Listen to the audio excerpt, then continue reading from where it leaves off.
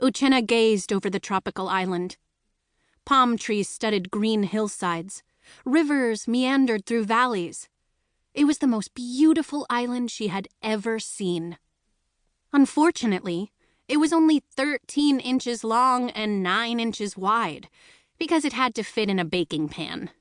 And it was made out of clay, dirt, twigs, and other materials she and Elliot had found around the playground.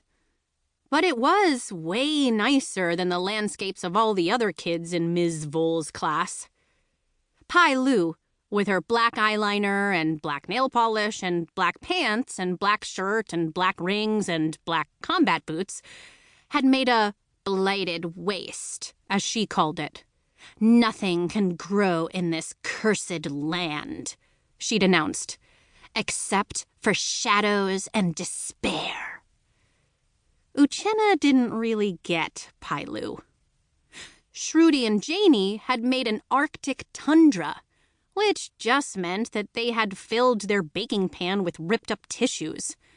Uchenna found this ironic because Janie constantly had a finger up her nose, and Uchenna had never seen her use a tissue.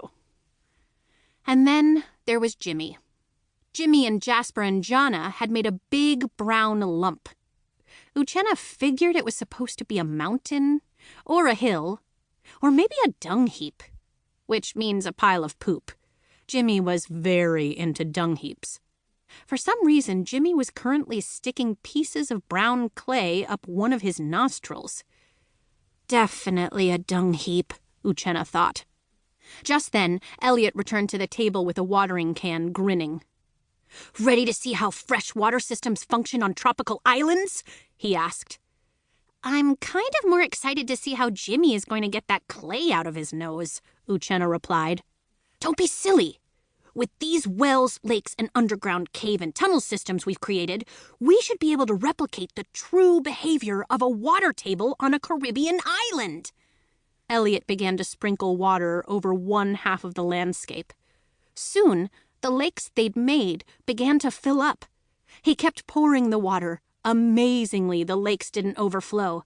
Instead, water began to appear in tiny wells they'd dug on the other side of the island.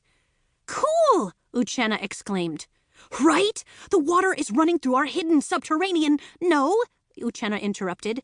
"Jimmy's trying to shoot the clay out of his nostril by pouring water in the other nostril. I guess their project is a geyser?"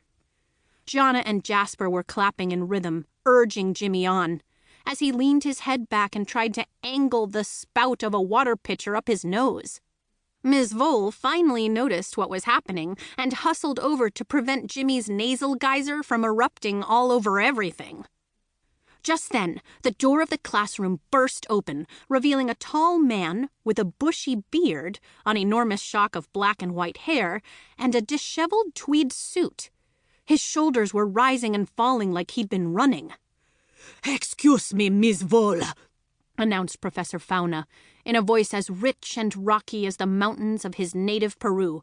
"I need to borrow—" Professor Fauna stopped speaking.